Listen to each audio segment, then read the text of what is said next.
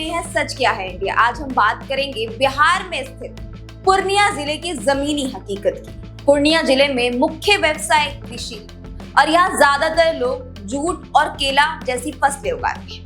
यहाँ कोसी और महानंदा जैसी नदियां बहती हैं जो जिले की सिंचाई और पानी की आपूर्ति का मुख्य स्रोत है। धार्मिक दृष्टि से यह जिला पूरन देवी मंदिर और कई मुस्लिम दरगाहों के लिए भी प्रसिद्ध है। पूर्णिया का कुल क्षेत्रफल लगभग 3,229 वर्ग किलोमीटर है। 2011 की जनगणना के अनुसार पूर्णिया जिले की कुल जनसंख्या 3,264,619 थी, जिसमें पुरुष 1,699,370 और महिलाएं 1,565,239 थी। 2025 के लिए शहर की अनुमानित जनसंख्या लगभग 4,09,000 है। पूर्णिया विधानसभा क्षेत्र में 2020 में विजय कुमार खेमका ने भारतीय जनता पार्टी बीजेपी के उम्मीदवार के रूप में जीत दर्ज की। 2025 के चुनाव में भी वे बीजेपी के उम्मीदवार के रूप में मैदान में और उनका मुकाबला इंदु सिन्हा से। कस्बा में 2020 विधानसभा चुनाव में संजय कुमार सिंह आरजेडी पार्टी से 50% से अधिक वोटों के साथ जीते थे। बामंकी में राजकिशोर कश्यप बीजेपी से 55% से अधिक वोटों के साथ जीत हासिल। दमदाहा में अजय कुमार मंडल जेडीयू से 48% से अधिक वोटों के साथ जीते। रुपौली से सुरेश कुमार यादव आईएनसी 52% से अधिक वोटों के साथ जीते। बायसी में सुरेंद्र यादव आरजेडी से 54% से अधिक वोटों के साथ जीते। पूर्णिया जिले में अब तक कई सुधार भी हुए। बिहार के पूर्णिया जिले के विकास की दिशा में एक बड़ा कदम हाल ही में उठाया गया। प्रधानमंत्री नरेंद्र मोदी ने पूर्णिया एयरपोर्ट की अंतरिम टर्मिनल बिल्डिंग का उद्घाटन किया। इस नए टर्मिनल के शुरू होने से न सिर्फ पूर्णिया बल्कि पूरे कोसी और सीमांचल क्षेत्र को हवाई यात्रा से सीधे जोड़ा जा सकेगा। पहले इस क्षेत्र के लोगों को हवाई यात्रा के लिए पटना या बागडोगरा जाना पड़ता था, लेकिन अब यही सुविधा उन्हें अपने ही जिले में मिलेगी। इससे व्यापार, पर्यटन और रोजगार के नए रास्ते खुलने की उम्मीद है। इसी के साथ प्रधानमंत्री मोदी ने प्रधानमंत्री आवास योजना के तहत एक और बड़ा तोहफा भी दिया। लगभग 40,000 लाभार्थियों को, जी हाँ बिल्कुल 40,000 लाभार्थियों को उनके पक्के घरों की चाबियां सौंपी है। सरकार का कहना है कि यह सिर्फ एक मकान नहीं बल्कि हर परिवार के सपनों का एक मजबूत छत देने का प्रयास है। इन योजनाओं में airport, railway, power sector, housing और कृषि क्षेत्र शामिल है। इनका मकसद है सीमांचल को विकास की मुख्य धारा से जोड़ना। एयर कनेक्टिविटी में बड़ी छलांग। लंबे समय से पूर्णिया में एयरपोर्ट की मांग की जा रही थी।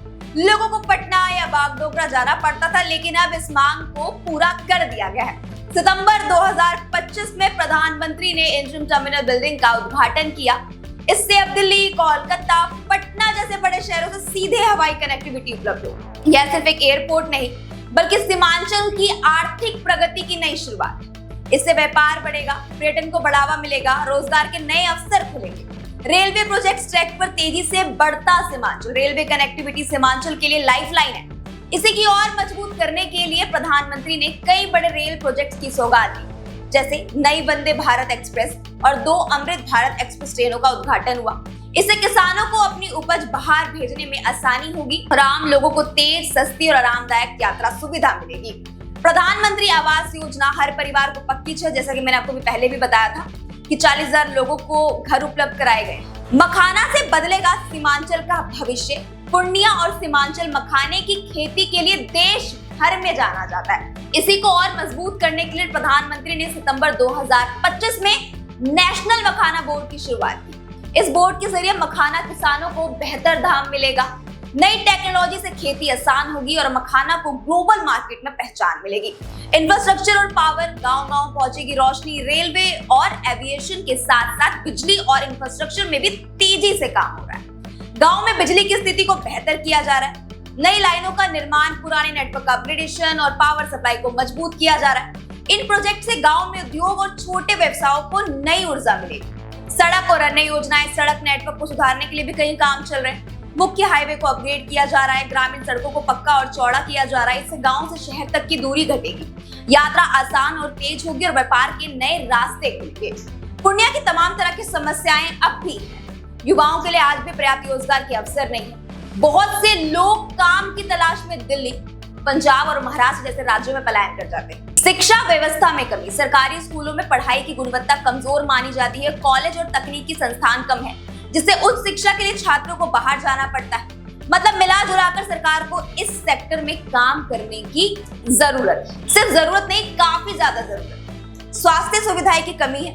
सरकारी अस्पतालों में डॉक्टर और दवाओं की कमी रहती है। ग्रामीण इलाकों में स्वास्थ्य सेवाएं और भी कमजोर है। कई सड़कों की हालत खराब रहती है, जिससे आवाजाही में दिक्कत होती है। बिजली और पानी की सप्लाई भी कई गांव में अब भी अनियमित रहती है। मतलब कई गांव ऐसे जहां तक ये अब तक सप्लाई तक नहीं पहुंची, और जहां पहुंची भी वहां पे अनियमित रहती है। बाढ़ की समस्या। नेपाल के पहाड़ी इलाकों में भारी बारिश के कारण कोसी, बागमती जैसी नदियां उफान पर आ जाती हैं और अपने तटबंधों को तोड़कर मैदानी इलाकों में तबाही मचाती है। इसके अलावा नदी में जलोढ़ की अधिक मात्रा, जमीन की कम जल अवशोषण क्षमता और कई अन्य मानवीय और प्राकृतिक कारक भी बाढ़ की तीव्रता को बढ़ाते हैं। जैसे जब बांध में ज्यादा पानी का स्तर बढ़ जाता है तो पानी को खोल दिया जाता है, जिससे पानी निचले स्तर तक पहुंच जाता है और बाढ़ की स्थिति पैदा हो जाती है। नौकरियों की कमियों का भी ये एक बहुत बड़ा कारण है। बाढ़ को रोकने के लिए अब तक सरकार ने कोई कड़े कदम नहीं उठाए हैं। आज तक जनता यहाँ परेशान होते आई है, लेकिन निवारण एक भी नहीं।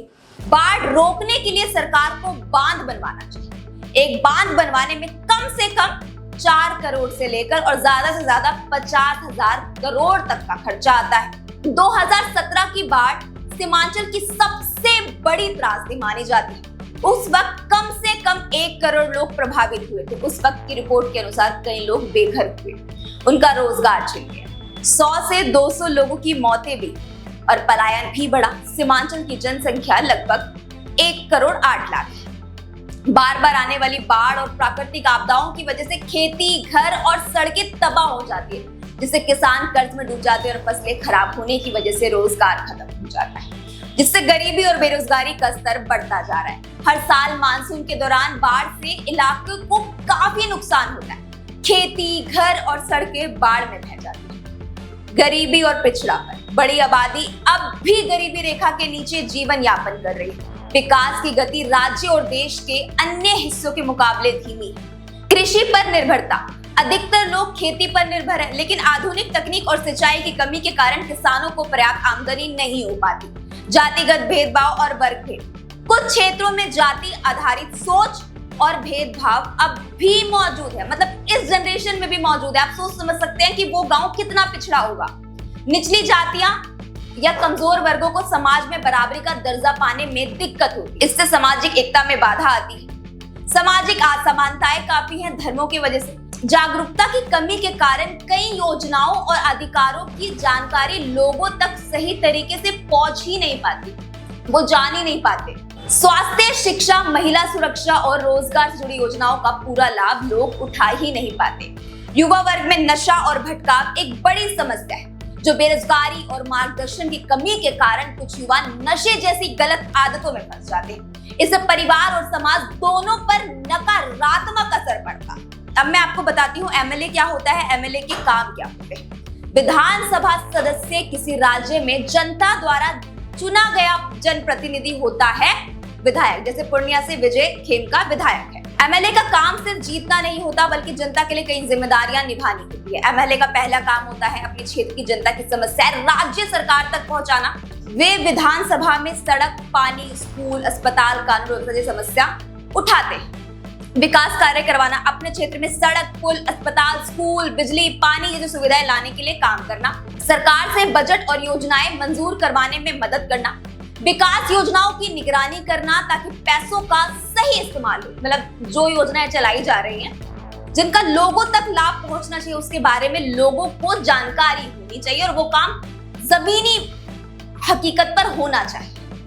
जनता से सीधा जुड़ा, अपने क्षेत्र में लोगों से मिलना, उनकी शिकायत सुनना और समाधान के लिए विभागों से बात करना। गरीब और जरूरतमंद लोगों की मदद करना, जैसे इलाज, राशन, स्कॉलरशिप आदि में सहयोग। सरकारी योजनाओं को लागू करना, यह देखना कि सरकार की योजनाएं जमीन पर सही से लागू हो रही है या नहीं। अधिकारियों से काम करवाना और जनता को उसका लाभ दिलाना। ये तमाम काम एमएलए के होते हैं, लेकिन होते कुछ भी नहीं है। जब इलेक्शन आते हैं तब ये उम्मीदवार घर पर आते हैं, हाथ जोड़कर वोट मांगते हैं। अगर आपको ये वीडियो इंफॉर्मेटिव लगी हो और आपको रियलिटी में लगा हो कि आप पूर्णिया के बारे में कुछ जान पाए, तो चैनल को लाइक एंड सब्सक्राइब करना ना भूलें। धन्यवाद।